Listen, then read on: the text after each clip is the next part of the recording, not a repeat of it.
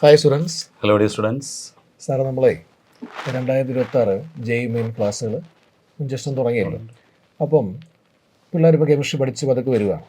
അപ്പോൾ ഈ കെമിസ്ട്രി പഠിച്ച് തുടങ്ങുമ്പോൾ അവർക്ക് ചില സംശയങ്ങൾ കാണാം. ഇതെങ്ങനെയാണ് എക്സാമിനേഷൻ പോയിൻ്റ് ഓഫ് വ്യൂവിൽ പഠിക്കേണ്ടത്, അല്ലെങ്കിൽ എങ്ങനെ പഠിച്ചാൽ മാർക്ക് കൂടുതൽ സ്കോർ ചെയ്യാം. അപ്പോൾ ആ ഒരു കാര്യമാണ് നമുക്കിന്ന് പ്രധാനം ഡിസ്കസ് ചെയ്യാനുള്ളത്.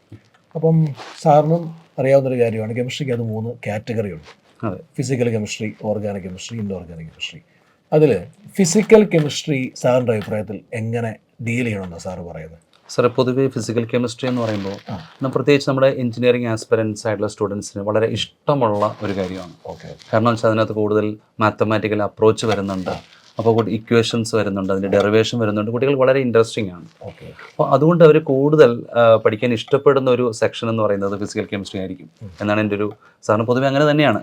അപ്പോൾ അതിനകത്ത് ഈ പല ഇക്വേഷൻസ് ഒക്കെ വരുമ്പോഴേ നമ്മൾ ആ ഇക്വേഷൻസ് വെച്ചുള്ള കൂടുതൽ പ്രോബ്ലംസ് ആണ് ചെയ്ത് പഠിക്കേണ്ടത്, അതോ ആ തിയറി ബേസ് ചെയ്തുള്ള കാര്യങ്ങൾ മാത്രം നോക്കിയാൽ മതിയോ? അല്ല, കുട്ടികൾ പൊതുവെ പറയുന്നത് അവർക്ക് ഇൻട്രസ്റ്റിംഗ് ആണ് എങ്കിലും ഈ ഇക്വേഷൻസ് അവർക്ക് ചെറിയൊരു പ്രശ്നമാണ്, ഓർത്ത് വയ്ക്കാൻ പറ്റുന്നില്ല. അപ്പോൾ നിങ്ങൾ ചെയ്യേണ്ട ഒരു കാര്യം എന്ന് വെച്ചാൽ അത് കറക്റ്റായിട്ട് വ്യക്തമായി ഫിസിക്കൽ കെമിസ്ട്രി പഠിക്കുമ്പോൾ ഷോർട്ട് നോട്ട് ഉണ്ടാക്കുക എന്നുള്ളതാണ്. ഓരോ ചാപ്റ്ററിലും വരുന്ന ഏറ്റവും ഇമ്പോർട്ടൻ്റ് ആയിട്ടുള്ള ക്വസ്റ്റ്യൻസ് നിങ്ങൾക്ക് ഷോർട്ട് നോട്ടായിട്ട് അവർക്ക് വയ്ക്കാൻ പറ്റും. അപ്പോൾ തീർച്ചയായിട്ടും ഓരോ ചാപ്റ്ററിനും ഷോർട്ട് നോട്ട് വേണം. അപ്പോൾ എക്സാമിനേഷന് തലേ ദിവസമാണെങ്കിൽ നിങ്ങൾക്ക് ആ ഷോർട്ട് നോട്ട് എടുത്ത് നോക്കാൻ പറ്റും, പെട്ടെന്നൊരു ക്വിക്ക് റിവിഷൻ പോലെ ചെയ്യാൻ പറ്റും. അതാണ് ഏറ്റവും നല്ലതെന്നാണ് സാർ എനിക്ക് തോന്നിയിട്ടുള്ളത്. അപ്പോൾ അങ്ങനെ ചെയ്താലൊന്ന് ഗുണം എന്ന് പറഞ്ഞാൽ 2-3 പാഠം കോമ്പിനേഷൻ പരീക്ഷ വന്നാലും ഈ ഷോർട്ട് നോട്ട് എടുത്ത് പെട്ടെന്ന് ആ പാഠം ഒന്ന് റീഫ്രഷ് ചെയ്യാം. തീർച്ചയായിട്ടും നമുക്ക് മോഡൽ എക്സാമിൻ്റെ ടൈമിൽ വളരെ പ്രയോജനകരമാണ് ഈ പറഞ്ഞ ഷോർട്ട് നോട്ട്സ് എന്ന് പറയുന്നത്. അപ്പം ഞാൻ ചെയ്യുന്നത്, അപ്പം നമ്മൾ ആ ഷോർട്ട് നോട്ട് വെച്ച് പഠിച്ചു, അപ്പോൾ നമുക്ക് കൂടുതൽ ക്വസ്റ്റ്യൻ ഒക്കെ ചെയ്ത് നോക്കണമെങ്കിൽ എന്തെങ്കിലും മാർഗ്ഗമുണ്ടോ സാറേ? സാർ, തീർച്ചയായിട്ടും ഇപ്പോൾ ഫിസിക്കൽ കെമിസ്ട്രിയുടെ ഒരു ചാപ്റ്റർ കഴിഞ്ഞതിന് ശേഷം ഇപ്പോൾ നമുക്ക് നമ്മുടെ ക്ലാസ് നോട്ടിനകത്ത് കുറേ ക്വസ്റ്റ്യൻസ് ഉണ്ട്. തീർച്ചയായിട്ടും കുട്ടികൾക്ക് അത് ചെയ്യാൻ പറ്റുന്നുണ്ട്. ഇത് കൂടാതെ തന്നെ വർക്ക് ബുക്ക് കൊടുത്തിട്ടുണ്ട്. ഓക്കെ, അപ്പോൾ വർക്ക് ബുക്കിലുള്ള ക്വസ്റ്റ്യൻസ് അവർക്ക് DPP ആയിട്ട് ഡെയിലി പ്രാക്ടീസ് പ്രോബ്ലമായിട്ട് കുട്ടികൾക്ക് ചെയ്യാൻ പറ്റുന്നതാണ്. അത് നല്ലൊരു കാര്യമാണ്. ഇനി ഇതൊന്നും പോരാഞ്ഞിട്ട് കുട്ടികൾക്ക് പ്രീവിയസ് ഇയർ ക്വസ്റ്റ്യൻസ് എല്ലാം കൊടുത്തിട്ടുണ്ട്. അപ്പോൾ തീർച്ചയായിട്ടും കുട്ടികൾക്ക് അതും സിസ്റ്റമാറ്റിക്കായിട്ട് പഠിക്കാൻ പറ്റും. ഇനി ഇതെല്ലാം കഴിഞ്ഞിട്ട് വീണ്ടും പ്രോബ്ലം നിങ്ങൾക്ക് ആവശ്യമാണെങ്കിൽ നമ്മുടെ ലേണിംഗ് ആപ്പിലൂടെ കുട്ടികൾക്ക് ഡിഫറെന്റ് ലെവൽസിലുള്ള ക്വസ്റ്റ്യൻസ് കൊടുക്കും. ഇപ്പോൾ ലെവൽ 1 ക്വസ്റ്റ്യൻ കുറച്ച് സിമ്പിൾ ക്വസ്റ്റ്യൻ ആണ്. ലെവൽ 2, ലെവൽ 3 അതുപോലുള്ള ക്വസ്റ്റ്യൻസ്, വളരെ ഡിഫിക്കൽട്ടി ലെവലുള്ള ഈവൻ ജെയ് അഡ്വാൻസ് ലെവലിലെ ക്വസ്റ്റ്യൻസ് വരെ കുട്ടികൾക്ക് അതിൽ നിന്ന് അവൈലബിൾ ആണ്. അപ്പോൾ ഫിസിക്കൽ കെമിസ്ട്രിയുടെ പ്രോബ്ലം നമുക്ക് അങ്ങനെ പരിഹരിക്കാൻ പറ്റും. ഓക്കെ സാർ, അതുപോലെ തന്നെ എൻ്റെ വേറൊരു കാര്യം, ഇപ്പോൾ ഓർഗാനിക് കെമിസ്ട്രി, ഇപ്പോൾ കുട്ടികൾ പൊതുവേ കുറച്ച് ഡിഫിക്കൽട്ട് ആണ് എന്ന് പറയുന്ന ഒരു സെക്ഷനാണ് ഓർഗാനിക് കെമിസ്ട്രി. ഓക്കെ, അപ്പോൾ ഈ ഓർഗാനിക് കെമിസ്ട്രി കുട്ടികൾ എങ്ങനെയാണ് അപ്രോച്ച് ചെയ്യേണ്ടത്, അല്ലെങ്കിൽ അവർക്ക് എങ്ങനെ ഓർഗാനിക് കെമിസ്ട്രി കുറച്ച് ഈസി ആക്കാൻ പറ്റും, അത് സാറിനൊന്ന് എക്സ്പ്ലെയിൻ ചെയ്ത് കൊടുക്കാമല്ലോ? ഓർഗാനിക് കെമിസ്ട്രിയുടെ പ്രത്യേകത എന്ന് പറഞ്ഞാൽ നോർമലി നമുക്ക് റിയാക്ഷൻ മെക്കാനിസം എന്നൊരു വലിയ ചാപ്റ്റർ ഉണ്ട്. ഓർഗാനിക് കെമിസ്ട്രിയുടെ ബേസ് പറയുന്ന ഒരു ചാപ്റ്ററാണ് റിയാക്ഷൻ മെക്കാനിസം. അപ്പോൾ ആ റിയാക്ഷൻ മെക്കാനിസം ഉള്ള പാഠം അത്യാവശ്യം മനസ്സിലാക്കി പഠിക്കുന്ന ഒരു കുട്ടിക്ക് ബാക്കിയുള്ള എല്ലാ ഓർഗാനിക് പാഠങ്ങളും തനിയെ ഹാൻഡിൽ ചെയ്യാൻ പറ്റും. അത്യാവശ്യം നല്ല രീതിയിൽ ഹാൻഡിൽ ചെയ്യാൻ പറ്റും. ഒരു ഹയർ ലെവൽ ക്വസ്റ്റ്യൻ വന്നാൽ പോലും കൺസെപ്റ്റ് വെച്ച് ക്വസ്റ്റ്യൻ എഴുതാൻ പറ്റും. അങ്ങനെയുള്ള കൺസെപ്റ്റ് വെച്ച് ക്വസ്റ്റ്യൻ എഴുതുമ്പോൾ പ്രത്യേകത, ഈ റിയാക്ഷൻ മെക്കാനിസം കഴിഞ്ഞ് പിന്നെ അതിനകത്തെ കൺസെപ്റ്റുകൾ അപ്ലൈ ചെയ്യുന്ന പാഠങ്ങളാണ് വരുന്നത്. അപ്പോൾ ആ പാഠങ്ങളുടെ പ്രത്യേകത, ഓരോ കൺസെപ്റ്റിനെ ബേസ് ചെയ്തുള്ള ഒരുപാട് റിയാക്ഷൻസ് പഠിക്കണം. ഒരു പാഠത്തിൽ നിന്ന് 13, 17, 22 റിയാക്ഷനൊക്കെ പഠിക്കാനുണ്ട്. അപ്പോൾ പിള്ളേരുടെ ഏറ്റവും വലിയൊരു പ്രശ്നം, ഈ റിയാക്ഷൻസ് ഇത്രയും കൂടെ ഒരുമിച്ച് പഠിക്കുമ്പം ഒരു ക്വസ്റ്റ്യൻ കാണുമ്പോൾ ഇന്ന റിയാക്ഷൻ എന്ന് ഞങ്ങൾ എങ്ങനെ ഓർക്കും, ഇന്ന റിയാക്റ്റൻറ്റും റിയേജൻറ്റും കണ്ടാൽ ഇന്ന പ്രോഡക്റ്റ് ആണ് കിട്ടുന്നത്, ഞങ്ങൾക്ക് എങ്ങനെ പെട്ടെന്ന് ഐഡൻറ്റിഫൈ ചെയ്യാൻ പറ്റും. കാരണം ലിമിറ്റഡ് ടൈമിനുള്ളിൽ നമുക്ക് ആൻസർ എഴുതേണ്ടതാണ്. അപ്പം അതാണ് പിള്ളേർക്ക് പ്രശ്നം. ഇതെല്ലാം പഠിച്ചുകൊണ്ട് പക്ഷേ ക്വസ്റ്റ്യൻ കാണുമ്പം ഇന്ന റിയാക്ഷനാണ് ഇന്ന പ്രോഡക്റ്റ് ആണ് നമുക്ക് ഓർക്കാൻ പറ്റുന്നില്ല. അപ്പം അതിന് ആ പഠിക്കുന്ന മെത്തേഡിൽ ഒരു പ്രത്യേകത ഉണ്ട്. ആ ഒരു മെത്തേഡിൽ പഠിച്ചു കഴിഞ്ഞാൽ ഓർഗാനിക് കെമിസ്ട്രിയുടെ ഏത് റിയാക്ഷൻ കണ്ടാലും ഇന്ന പ്രോഡക്റ്റാണ് നമുക്ക് ഈസിയായിട്ട് ഐഡൻറ്റിഫൈ ചെയ്യാം. ആ ഒരു മെത്തേഡ് ഞാൻ ചെറുതായിട്ടൊന്ന് ബ്രീഫ് ചെയ്ത് കാണിക്കാം. ഇപ്പോൾ സാർ, നമ്മളിപ്പം നമ്മുടെ ഹൈഡ്രോ കാർബണിലൊരു റിയാക്ഷനായ വുഡ്സ് റിയാക്ഷൻ പഠിപ്പിക്കുക. പിള്ളേർക്കെല്ലാം അറിയാവുന്ന റിയാക്ഷനാണ് ഈ വുഡ്സ് റിയാക്ഷൻ. ഇപ്പോൾ എല്ലാ സാറുമാരും പഠിപ്പിക്കുന്നത്, നമ്മൾ ഉൾപ്പെടെ എല്ലാവരും പഠിപ്പിക്കുന്നത് ആൽക്കൈൽ ഹാലൈഡ് എഴുതുന്നു, സോഡിയം ഡ്രൈ ഈഥർ എഴുതുന്നു, അപ്പോൾ നമുക്കൊരു ആൽക്കൈൽ എന്നുള്ള പ്രോഡക്റ്റ് കിട്ടും. ഇങ്ങനെയാണ് പഠിപ്പിക്കുന്നത്. ഈ റിയാക്ഷൻ്റെ മെക്കാനിസം നമ്മൾ SN2 മെക്കാനിസം എന്ന് പറയുന്നു. ഇങ്ങനെ പഠിപ്പിക്കും. കുട്ടികൾ ഇതേപോലെ തന്നെ പോയിട്ട് എഴുതി പഠിക്കും. പക്ഷെ ക്വസ്റ്റ്യൻ വരുമ്പോൾ ഇത് ഇന്ന റിയാക്ഷൻ പ്രശ്നമില്ല. കാരണം ഇത്രയും നമ്പർ ഓഫ് റിയാക്ഷൻസ് ഉണ്ട്. ഹൈഡ്രോ കാർബണിലൊക്കെ ആണെങ്കിൽ ഒരുപാട് റിയാക്ഷൻ ഉണ്ട്. അതാണ് പിള്ളേർക്ക് ഒരു ഓർഗാനിക് കെമിസ്ട്രി പേടി വരാനുള്ള കാരണം. പക്ഷെ അത് പോകാനുള്ള മാർഗം എന്ന് പറഞ്ഞാൽ ഈ പഠിക്കേണ്ട മെത്തേഡ് റിയാക്റ്റൻ്റ് എന്നൊരു ചെറിയ കോളം ഉണ്ടാക്കുക, റിയേജൻ്റ് എന്ന് മറ്റൊരു കോളം, പിന്നെ നെയിം ഓഫ് റിയാക്ഷൻ എന്നൊരു മൂന്നാമത്തെ കോളം, പിന്നെ പ്രോഡക്റ്റ് എന്നൊരു നാലാമത്തെ കോളം, അവസാനം ആ റിയാക്ഷൻ മെക്കാനിസത്തിൻ്റെ പേരോ അല്ലെങ്കിൽ അവിടുത്തെ ഇൻ്റർമീഡിയറ്റിൻ്റെ പേരോ വരുന്ന അഞ്ചാമത്തെ കോളം. എന്നിട്ട് ഈ 5 കോളത്തിലും കറസ്പോണ്ടിങ് ആയിട്ടുള്ള ഡേറ്റ എഴുതുക. Reactant alkyl halide, reagent sodium in dry ether, name of reaction Wurtz reaction, product എന്ന് പറയുന്നത് പാൽക്കൈന്, മെക്കാനിസം SN2 മെക്കാനിസം എന്ന് എഴുതുക. എന്നിട്ട് ഒരു ദിവസം ഒരു സാറ് പഠിപ്പിക്കുന്നത് 10 റിയാക്ഷൻ ആണെങ്കിൽ 10 റിയാക്ഷനും ഇതുപോലെ എഴുതുക. സാർ നേരത്തെ പറഞ്ഞ ഷോർട്ട് നോട്ട് ഉണ്ടാക്കുന്ന പോലെ തന്നെ ഇതുപോലെ എഴുതുക.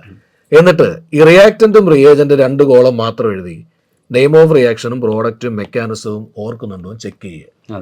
എന്നിട്ട് നാലാമത്തെ റിയാക്ഷൻ്റെ റിയാക്റ്റൻറ്റും പ്രോഡക്റ്റും മാത്രം എഴുതുക, റിയേജൻറ്റും നെയിം ഓഫ് റിയാക്ഷനും മെക്കാനിസവും ഓർക്കുന്നുണ്ടോ ചെക്ക് ചെയ്യുക. ഒരു 6ാമത്തെ റിയാക്ഷൻ്റെ മെക്കാനിസവും റിയേജൻറ്റും റിയാക്റ്റൻറ്റും എടുക്കുക. എന്നിട്ട് ബാക്കി 2 കോളം ഓർക്കുന്നുണ്ടോ ചെക്ക് ചെയ്യുക. ഇങ്ങനെ നമ്മൾ ക്രോസ് ചെക്ക് ചെയ്ത് നോക്കണം. കാരണം റിയാക്റ്റൻറ്റും റിയേജൻറ്റും എന്നൊരു പ്രോഡക്റ്റ് എഴുതാനാണ് ക്വസ്റ്റ്യൻ ചോദിക്കുന്നത്. അപ്പൊ ഈ രീതിയിൽ ബ്രെയിന് പ്രാക്ടീസ് കൊടുക്കുന്ന ഒരാൾക്ക് ആ ഒരു മോഡിൽ ക്വസ്റ്റ്യൻ വരുമ്പോൾ പെട്ടെന്ന് റീകളക്ട് ചെയ്യാൻ പറ്റും. അതാണ് ഗുണം. ഇപ്പൊ നാളെ വന്നിട്ട് നമ്മൾ പറയാണ് ഒരു ഓർഗാനിക് കെമിസ്ട്രിയുടെ 2 പാഠങ്ങൾ നാളെ പെട്ടെന്ന് ഒരു എക്സാം നടത്താൻ പറഞ്ഞാലും ഇങ്ങനെ പഠിച്ചതാണെങ്കിൽ പെട്ടെന്ന് അവൻ സ്ട്രൈക്ക് ചെയ്യും. ഓർഗാനിക് കെമിസ്ട്രി പ്രശ്നം വരത്തില്ല. പിന്നെ ഇങ്ങനെ പഠിച്ച വേറൊരു ഗുണം എന്തുവാ, പിന്നെ ഇങ്ങനത്തെ ക്വസ്റ്റ്യൻ ഒക്കെ ഇല്ല. അസറ്റിക് ആസിഡ് വന്നു, അതിനെ PCl5 കൊണ്ട് റിയാക്ട് ചെയ്യുമ്പം A കിട്ടി, അതിനെ പിന്നെ HCl ആയിട്ട് അല്ലെങ്കിൽ HNO3 ആയിട്ട് റിയാക്ട് ചെയ്യുമ്പോൾ B കിട്ടി. ഈ ടൈപ്പ് ക്വസ്റ്റ്യനൊക്കെ ഈ രീതിയിൽ പഠിച്ച ഒരാൾക്ക് പെട്ടെന്ന് സ്ട്രൈക്ക് ചെയ്യും. അതുകൊണ്ട് കുറഞ്ഞ സമയത്തിനുള്ളിൽ തന്നെ നമുക്ക് പ്രോഡക്റ്റിലേക്ക് വരാനായിട്ട് ഈ ഒരു മെത്തേഡ് ഓഫ് സ്റ്റഡി സഹായകമാണ്. അപ്പോൾ ഓർഗാനിക് അങ്ങനെ സോൾവ് ചെയ്യാമെന്നാണ് സാറേ എൻ്റെ ഒരു ഒപ്പീനിയൻ. വളരെ നല്ലൊരു ഒപ്പീനിയനാണ്. അപ്പോൾ സാറിൻ്റെ അഭിപ്രായം വളരെ നല്ലൊരു ഒപ്പീനിയനാണ്. തീർച്ചയായിട്ടും ഇതുപോലെ ഒരു ഷോർട്ട് നോട്ട് നിങ്ങൾക്ക് ഉണ്ടാക്കി വെക്കാവുന്നതാണ്. ഓരോ നെയിം റിയാക്ഷൻസ് ഇങ്ങനെ പഠിക്കാം. പിന്നെ അതുപോലെ തന്നെ സാറ് പറഞ്ഞ പോലെ നിങ്ങൾക്ക് ക്രോസ് ചെക്ക് ചെയ്യാം. വളരെ ഈസി ആയിട്ട് നമുക്കത് പഠിക്കാൻ പറ്റും. ഓക്കെ, അത് ബ്രെയിൻ നല്ലൊരു പ്രാക്ടീസ് ആയിരിക്കും. അതെ, നല്ലൊരു പ്രാക്ടീസ്. അപ്പോൾ സാറേ ഇപ്പോൾ എൻ്റെ ഒരു ചോദ്യം, ഇപ്പോൾ നമ്മൾ ഓർഗാനിക്കിൻ്റെയും ഫിസിക്കലിൻ്റെയും കാര്യം പറയും, ഇൻഓർഗാനിക് എന്നൊരു പോർഷനുണ്ട്. എൻ്റെ ചോദ്യത്തിൽ ഇതിൽ ഏറ്റവും പെട്ടെന്ന് മാർക്ക് പഠിക്കാൻ പറ്റുന്നത് ഫിസിക്കലാണോ ഓർഗാനിക് ആണോ ഇൻഓർഗാനിക് ആണോ?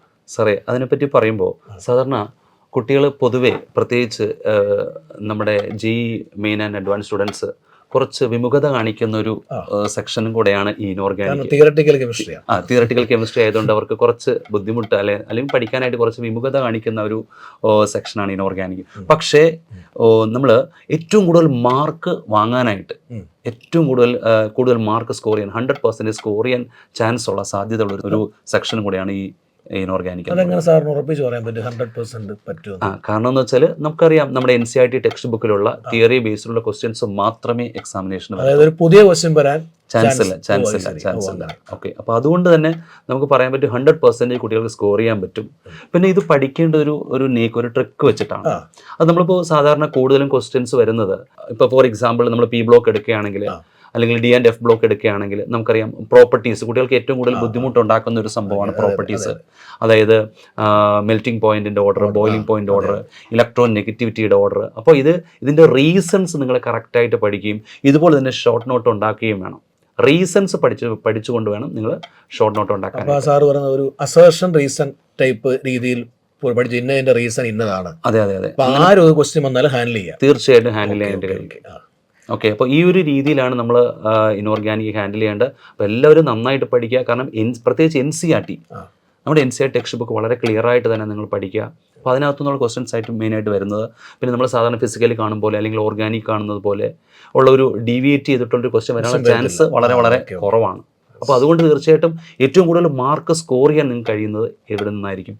ഇൻഓർഗാനിക് കെമിസ്ട്രിയിൽ നിന്നായിരിക്കും. എനിക്ക് തോന്നുന്നു ക്ലാസിഫിക്കേഷൻ ഉള്ള എലമെന്റ്സും ആ ഒരു പാഠം അത്യാവശ്യം ബേസ് അറിയാവുന്ന ഒരാൾക്ക് ഈ പീരിയോഡിക് പ്രോപ്പർട്ടി പെട്ടെന്ന് ഹാൻഡിൽ ചെയ്യാം. തീർച്ചയായിട്ടും അതിൻ്റെ ഒരു ബേസ് എന്ന് പറയുന്നത് ഇൻഓർഗാനിക്കിന്റെ ബേസ് എന്ന് പറയുന്നത് പീരിയോഡിക് ക്ലാസിഫിക്കേഷൻ തന്നെയാണ്. അതിന്റെ ഡിഫറെന്റ് ലെവൽ ഹയർ ലെവൽസിലുള്ള സെക്ഷൻസ് ആണ് നമ്മൾ P ബ്ലോക്കിലും D and F ബ്ലോക്കിലും ഒക്കെ വളരെ ഡീറ്റെയിൽ ആയിട്ട് നമ്മൾ പഠിക്കുന്നത്.